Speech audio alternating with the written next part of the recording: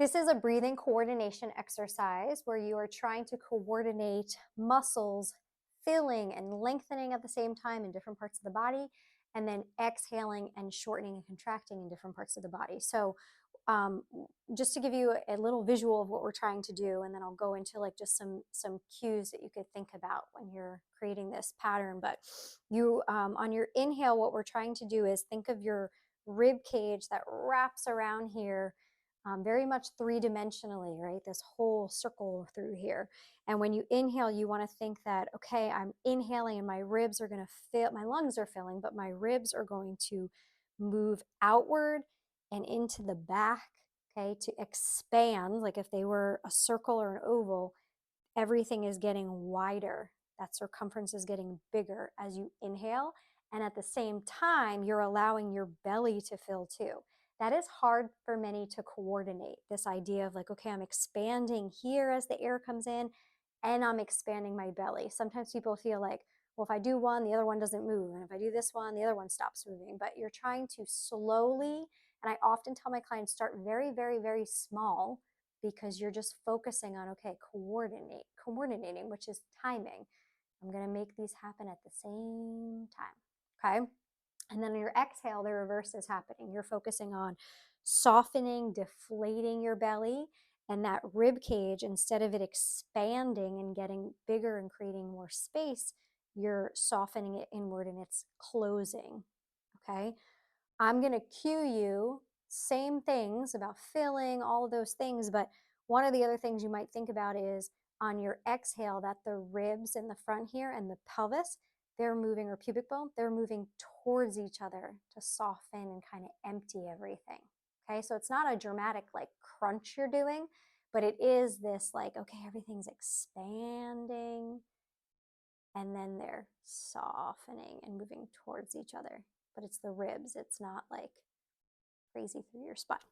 So you could do this in a lot of different positions, but starting your back is always a good place, or often a good place.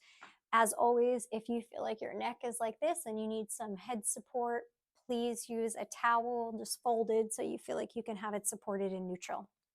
You can have your hands out to the side, by your side, or even just rotated so your hands can just lightly feel your rib cage so you can appreciate some of the movement that you're trying to do.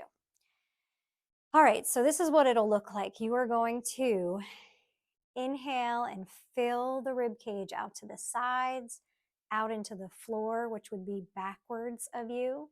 And at the same time, allow your belly to expand and relax and fill with air. So it'll look like this.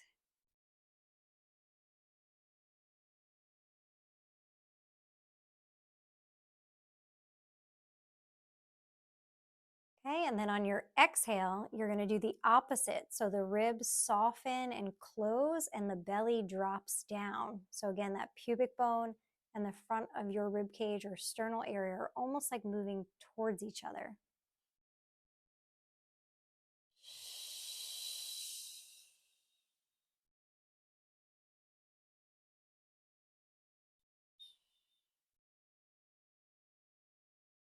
And one thing to note is I often have my clients exhale until you feel like you have no air left inside of you. Because in order to fill fully, you have to exhale fully to create that space so then you can fill again.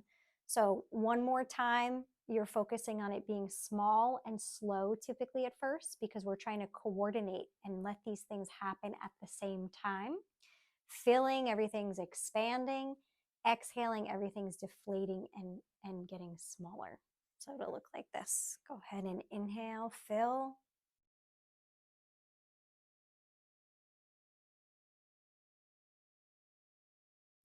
Exhale.